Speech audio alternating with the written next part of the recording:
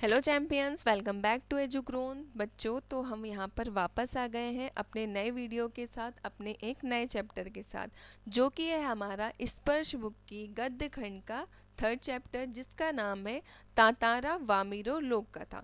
तो सबसे पहले बच्चों, यहाँ पर हम आपको इस कहानी की पृष्ठभूमि समझा देते हैं।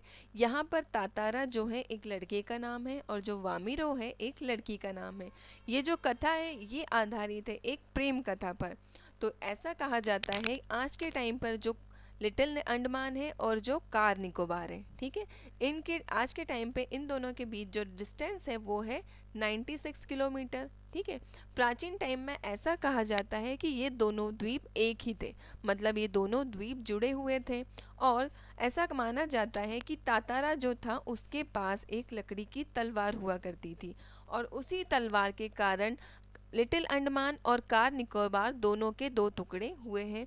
उसी के ऊपर ये कहानी बेस्ड है। तो चलिए बच्चों, ये कहानी हम समझेंगे कि कैसे अंडमान और निकोबार दोनों अलग अलग हुए। तो सबसे पहले हम बता दें, ये जो कहानी है ये रचित है लीलाधर मंडलोई जी के द्वारा। इनका जन्म हुआ था 1954 में छिंदवाड़ा जिले में। ठीक है, प्रेजेंट के टाइम पर ये दूरदर्शन के महानिदेशक का कार्य संभाल रहे हैं। ठीक है यहाँ तक। और जो इनकी प्रमुख रचनाएं हैं उनमें शामिल है घर घर घूमा, रात बिरात, मगर एक आवाज़, देखा अनदेखा और काला पानी। तो चलिए बच्चों, हम हमारी कहानी स्टार्ट करते हैं। तो बच्चों, ये जो कहानी है ये अंडमान निकोबार द्वीप समूह में एक प्रचलित लोक कथा पर आधारित है।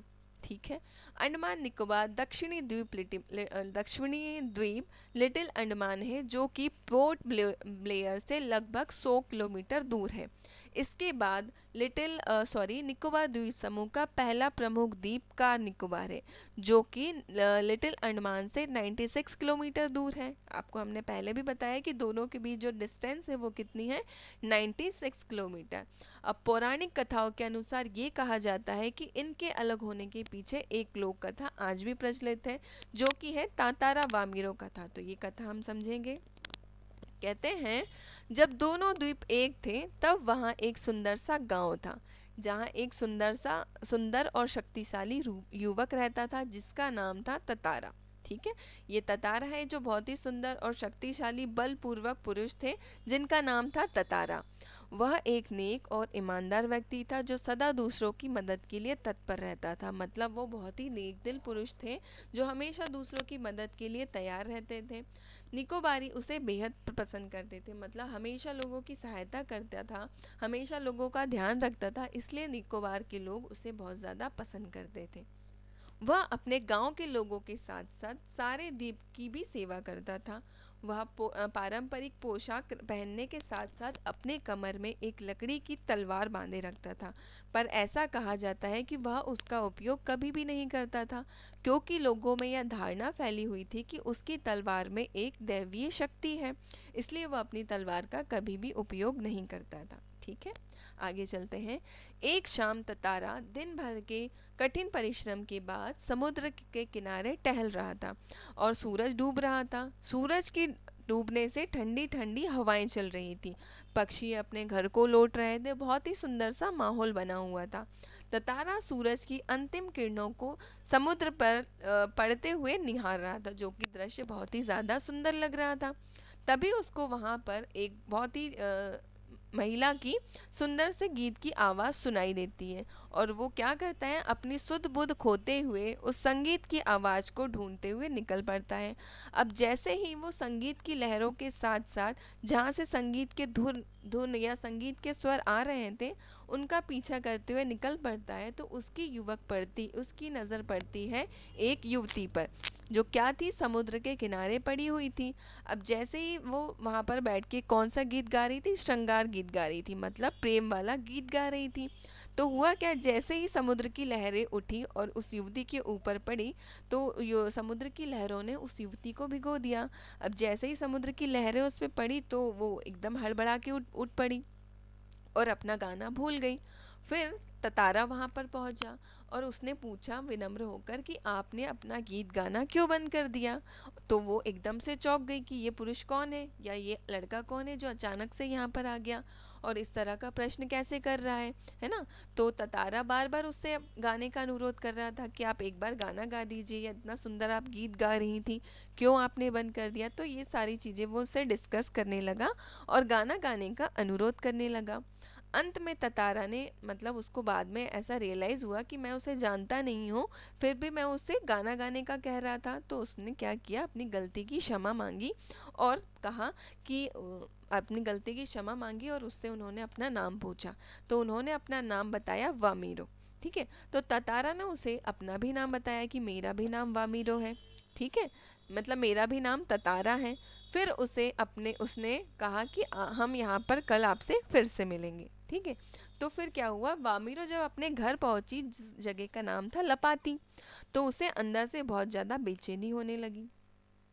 उसने ततारा के व्यक्तित्व में वह सारे गुण पाए जो अपने जीवन साथी के बारे में सोचती थी। मतलब उसे ततारा से मिलके ऐसा लगा कि मैं इसी तरह के जीवन साथी ढूंढ रही थी और ततारा में वो सारे गुण मौजूद थे। परंतु उनका संबंध परंपरा के विरुद्ध था, इसलिए उसने ततारा को भूलना ही बेहतर समझा। तो जो वामीरो थी उसने सोचा कि हमारा संबंध मुश्किल है, इसलिए उसने सोचा कि हमारा एक दूसरे को भूल जाना ही बेहतर होगा। किसी तरह दोनों की रात बीती। दूसरे दिन ततारा लपाती के समुद्री चट्टान पर शाम में वामीरो की प्रतीक्षा करने लगा। जहाँ पर वो लोग पहले मिले थे वहाँ पर फिर से वामीरो की प्रतीक्षा करने लगा। कौन? ततारा। सूरज ढलने को था।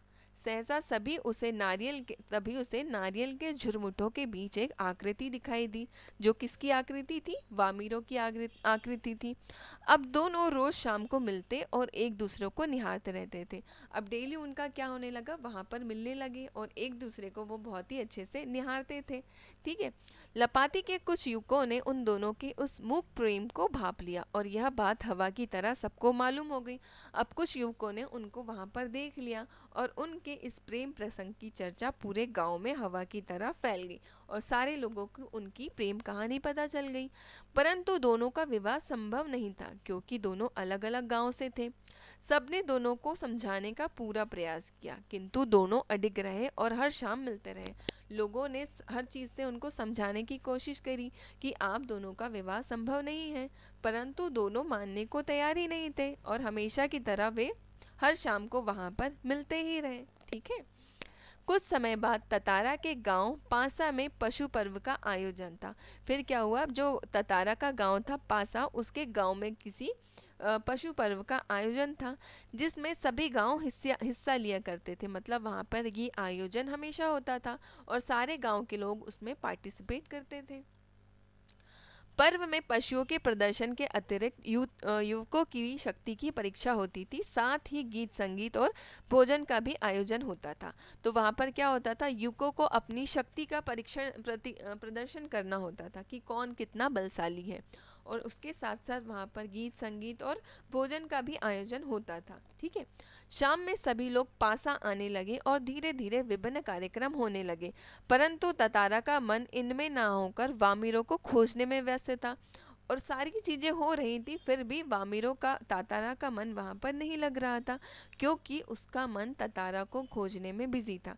वो ढूंढ रहा था कि उसको वामीरो कहीं पर दिखाई नहीं दे रही थी। तभी उसे नारियल के झुंड के पीछे वामीरो दिखाई दी। वह ततारा को देखते ही रोने लगी। ततारा विवल हो उठा, मतलब उसने देखा कि वामीरो रो रही तो वामीरो रो रही है तो उसे भी बहुत ज़्यादा दुख हुआ। उसने जाना उसे रुदन का स्वर सुनकर वामीरो की माँ वहाँ पहुँच गई। उसने ततारा को बुरा भला कहकर अपमानित किया। गांव के लोग भी ततारा के विरोध में आवाज़ उठाने लगे। तो हुआ क्या, जब वामीरो रोने लगी तो ततारा भी वहाँ पहुँच गया और उसे दुख हुआ क्योंकि वामीरो रो रही थी। अब जैसे ही वामीरो की रोने की आवाज़ उसकी माँ को मिली तो वामीरो की माँ भी वहाँ पर पहुँच गई और उसने जब ततारा को भी वहाँ देखा तो ततारा को बहुत कुछ उल्टा सीधा कहा और उसको अपमानित किया। और इसी के साथ गांव के बाकी लोग भी आ गए और सभी लोग ततारा को बुरा भला भला कहने लगे। यह ततारा के लिए असहनीय था, मतलब ये बहुत ज़्यादा हो गया था कि सभी लोग ततारा के ऊपर आकर बुरा भला कहने लगे थे। उसे परंपरा का क्षोभ हो रहा था और अपनी असहायता पर गुस्सा, मतलब उसे इस परंपरा पर दुखी हो रहा था और अपनी कोई उसकी सहायता नहीं कर रहा था, इस पर भी उसे बहुत ज़्यादा गुस्सा आ रहा था। अचानक उसका हाथ अचानक उसका हाथ तलवार की मूठ पर जा टुका और क्रोध में उसने अपनी तलवार निकालकर धरती में घोंप दिया और अपनी पूरी ताकत लगाकर खींचने लगा। उसने क्या किया, गुस्से में अपनी तलवार निकाली और निकालकर उसको धरती में घोंप दिया, मतलब धरती में गड़ा दिया, है ना, और उसको खींचने की कोशिश करने लगा। ठीक है, जहाँ से लकीर खींची थी वहाँ से धरती में दरार आने लगी। जैसे ही तलवार को वो निकालने की कोशिश कर रहे थे वैसे ही वैसे धरती में दरारें बनने लगी और द्वीप के दो टुकड़े हो चुके थे। एक तरफ ततारा था और दूसरी तरफ वामीरो। दूसरा द्वीप धंसने लगा था। ततारा को जैसे ही होश आया उसने दूसरे द्वीप पर कूदकर सिरा पकड़ने की कोशिश की, परंतु सफल न हो सका और नीचे की तरफ फिसलने लगा। दोनों के मुंह से एक दूसरे की चीख निकल रही थी। तो क्या हुआ, दोनों द्वीप अलग हो गए। तातारा एक तरफ हो गई और वामीरो एक तरफ हो गई। तो जैसे ही उसने देखा कि जिस तरफ वामीरो है वो द्वीप डूब रहा है, तो वामीरो तातारा ने क्या किया, कूद कर दूसरे द्वीप को बचाने की कोशिश की।